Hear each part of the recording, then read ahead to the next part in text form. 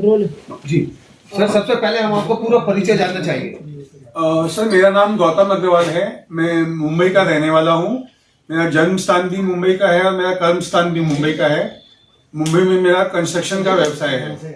जी sir, Delhi में आज जो आपने प्रेस कॉन्फ्रेंस रखी है, किस उद्देश्य से रखी है, क्या कहना चाहते हैं? दिल्ली की जो प्रेस कॉन्फ्रेंस मैंने रखी है, ये इस उद्देश्य से रखी है, मैं एक शत्रु संपत्ति घोटाला और उससे संबंधित टेरर फंडिंग का जो संशय है उस बारे में ध्यान आकर्षित करने के लिए प्रेस कॉन्फ्रेंस रखी है। जैसा कि विसल बॉलर एक कंपनी में, जिसको कहना चाहिए कि कंपनी में या किसी एजेंसी में जॉब करने वाला व्यक्ति, ठीक है, जो किसी भी गलत काम का खुलासा कर सके, तो ऐसे व्यक्ति वो आप हैं और आप एक विसल बॉलर और सोशल वर्कर दोनों हैं। तो ऐसे में आपको किन किन चुनौतियों का सामना करना पड़ा इन काम के लिए? मैडम, मैं आपको बोलना चाहूंगा कि मैं एक विसल ब्लोअर और एक सामाजिक कार्यकर्ता से पहले एनसीसी स्टूडेंट रहा हूं स्कूल में, जहां देशभक्ति के बीज मेरे अंदर पिरोए गए थे। और मैंने अपनी स्टेटमेंट में भी सभी एजेंसियों को ये चीज कही है कि मैं देश के लिए जान ले भी सकता हूं और देश के लिए जान दे भी सकता हूं, क्योंकि मैं एक एनसीसी का स्टूडेंट रहा हूं। जी, और ये जो मुद्दा है शत्रु संपत्ति का, ये देश हित से और देश सुरक्षा से जुड़ा हुआ है। मीरा रोड का जिन्ना हाउस का मुद्दा भी आपने उठाया हुआ है, उस पे रोशनी डाली। जिन्ना हाउस का मुद्दा मैंने नहीं उठाया था, ये वहां के माननीय विधायक मंगल प्रभात जी लोढ़ा, जो देश के नामचीन बिल्डर भी हैं, उन्होंने उठाया था और उन्होंने इसमें काफी मेहनत की, जिसके बाद में जिन्ना हाउस, जो पाकिस्तान के जनक हैं मोहम्मद अली जिन्ना, उनकी जो संपत्ति थी उसे अब राष्ट्रीय संपत्ति घोषित कर दिया गया है।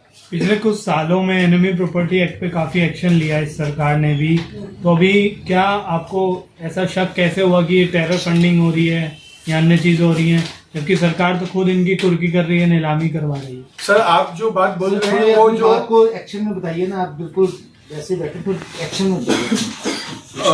मैं आपको ये बात इसलिए बोल रहा हूँ कि सरकार जिन प्रॉपर्टियों की कुर्की कर रही है या जिन प्रॉपर्टियों को अब नीलाम करके पैसे उगाही कर रही है, वो सरकार द्वारा सत्यापित संपत्तियां हैं, जिनको आइडेंटिफाई कर लिया है सरकार ने, ये शत्रु संपत्तियां हैं। बट मैं जो चीज लेके आया हूँ, जिसके लिए मैं फाइट कर रहा हूँ, ऐसी हजारों प्रॉपर्टियां और भी हैं जो अभी तक शत्रु संपत्ति के रूप में आइडेंटिफाई नहीं हुई है। और ये संपत्तियां पाकिस्तानी लोगों को बिलोंग करती हैं और ये संपत्तियां गलत तरीके से बेची खरीदी जा रही है और ये पैसा पाकिस्तान पहुंचाया जा रहा है, जिसका मुझे 100% शक है कि देश विरोधी गतिविधियों में इसका यूज हो रहा है। और इस चीज को महाराष्ट्र के विधायक माननीय श्री आशीष जी शेलार, जो मुंबई के प्रदेश अध्यक्ष भी हैं भाजपा के, उन्होंने अभी विधान परिषद में ये मुद्दा उठाया था, जिसमें उन्होंने इस चीज को सत्यापित किया है कि ये पैसा अंडरवर्ल्ड की गतिविधियों में यूज किया जा रहा है। महादेव बेटिंग ऐप का भी पैसा इसमें लगा हुआ है और ये चीज महाराष्ट्र विधान परिषद में सत्यापित हो गई, जो मैं 2022 से बोल रहा हूँ। कितना पैसा है, कितनी अमाउंट जो है? अपने जो मतलब अपने एक इशू उठाया, तो बहुत पुराना इशू है। एनीवे, प्रॉपर्टी ऐसी 16,000 प्रॉपर्टी है। 16,000 गौतम जी, महाराष्ट्र में जो है वो इंक्लूडिंग महाराष्ट्र, पूरे देश में जो आइडेंटिफाइड प्रॉपर्टीज है वो 16,000 है। सर गौतम जी, आप गौतम जी, क्या एक्शन हुआ गवर्नमेंट का? अभी तक क्या एक्शन है आपके कार्रवाई पर? क्या एक्शन लिया मेरी कार्रवाई में अभी तक मेरी एनआईए में स्टेटमेंट हो चुकी है, ईडी में स्टेटमेंट हो चुकी है और मैं ऐसा मान के चल रहा हूँ कि आने वाले 15-20 दिनों में इसके ऊपर कोई कठोर कार्रवाई हो जाएगी। और आगे क्या उद्देश्य होगा आपका फिर?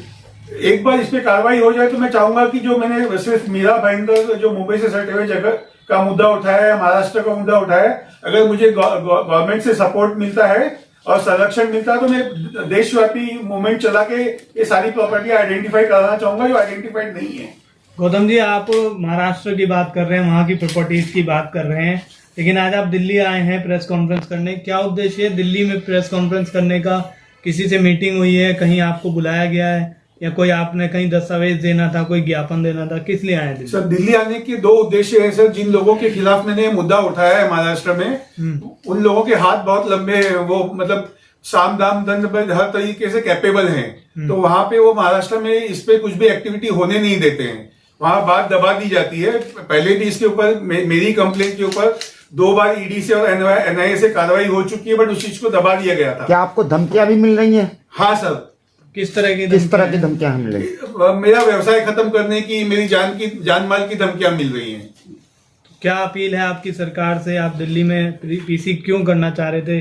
क्या अपील है आपकी? सरकार से मेरी एक ही अपील है कि इस पे जल्द से जल्द केस रजिस्टर किया जाए और इसके पे कठोर से कठोर कार्रवाई की जाए। आपने कहीं शिकायत दी है कि आपकी जान को खतरा है, ऐसा कुछ आप जो? हाँ, मैंने मेरे यहाँ पे भी मेरे स्टेटमेंट हुए हैं एनआईए में, ईडी में और महाराष्ट्र डीजीपी को, और अभी माननीय सांसद कुशवाहा जी ने भी एक पत्र दिया अमित शाह जी को, उसमें भी उन्होंने यही मांग की है कि गौतम जी को संरक्षण दिया जाए और उनकी शिकायत जल्द से जल्द कार्रवाई की जाए।